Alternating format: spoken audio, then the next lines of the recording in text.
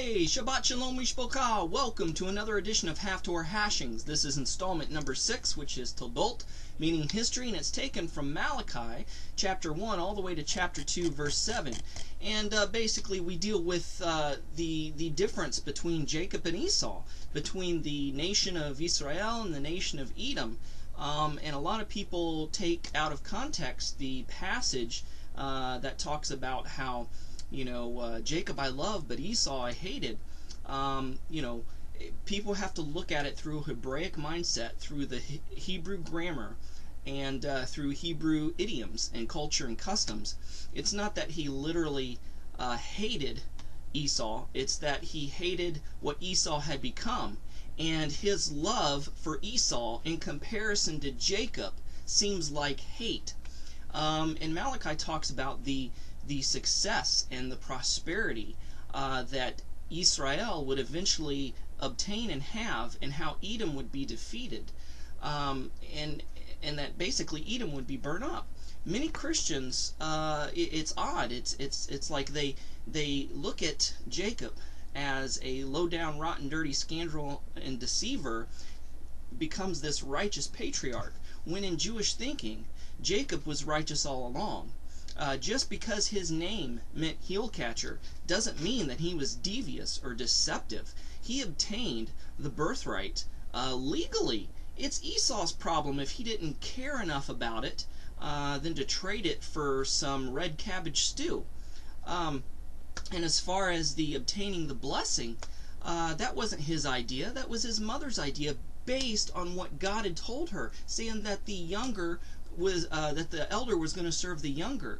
And Isaac, he knew this, but maybe in his senility, or maybe in a little bit of rebellion or forgetfulness, he wanted to bless Esau instead, because Esau was precious to him. It was his firstborn, just as Isaac was the firstborn of Abraham through Sarah. But in reality, in comparison to Isaac and Ishmael, Isaac was born first, similar to Esau being born first. And Esau and Ishmael had similar personality traits that set them apart as not deemable of being worthy to carry on the covenant.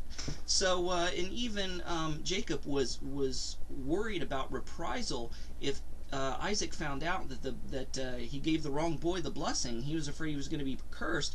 But Rebecca said, no, let that all fall on me. You don't worry about this. And so in keeping with Torah and obeying his mother, he went ahead and did it. Now, this is also looked at as wartime strategy in the fact that, to be able to secure something before it falls into enemy hands, you have to take desperate measures. So being a kind of a war type situation in an allegorical way, Jacob had to get the blessing. If he didn't, then all would be lost. The prophecy wouldn't be fulfilled. So it wasn't under deception as far as evil deviousness. It was under the deception that is permissible in wartime.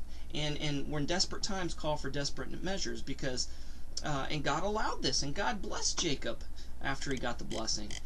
So that's kind of what what that's all about. And it also kind of brings us to blessings themselves. If blessings are given in an insincere way, let's say that Isaac fully knew that it was Jacob, and because he wanted to bless Esau instead, he kind of gave a half-hearted blessing. Well, that blessing is actually going to be turned into a curse, just like Rebecca's family, when the servant went to get her from Laban and his family to bring her to Isaac, they blessed her, saying, may you be successful and have a lot of children. But it was insincere, because they wanted her to stay, and therefore she became barren and infertile and sterile. So the blessing was actually translated into a curse. And so the same would have happened with Jacob if Isaac fully knew, and would have blessed him in a half-hearted way. It would have been taken as a curse. So the deception was necessary in fulfillment of prophecy, and in the whole scheme of things. Like I said, it was kind of a wartime situation. So hopefully you enjoyed this Haftarah portion. Tune in again next time, and we'll talk to you guys later. Shalom and Shavuot Tov Mishpocha.